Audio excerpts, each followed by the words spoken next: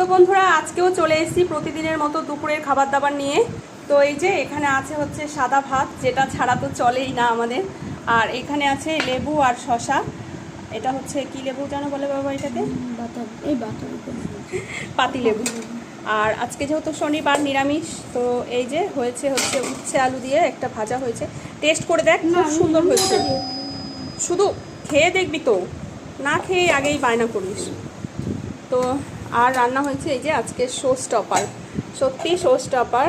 সোনা খেয়েছে, খেয়ে বলছে নাকি খুবই খুবই খুবই সুন্দর হয়েছে খেতে। এই যে দেখো, বড়ি দিয়ে আলু দিয়ে, মানে যেটা হয় আর কি শুক্তো। তো অনেক সবজি নেই, যেমন মিষ্টি আলু নেই, তারপরে সজনে ডাঁটা নেই। তো যে জিনিস ছিল সেগুলো দিয়েই বানিয়েছি শুক্তো। দারুণ খেতে হয়েছে আর গন্ধও সুন্দর বেরিয়েছে। তো যাই হোক, চলো আর এখন কথা বলছি না। এই যে আমি আর সোনা খেতে বসে পড়েছি। তার মধ্যে ওই যে চন্দন এখন আসলো। তো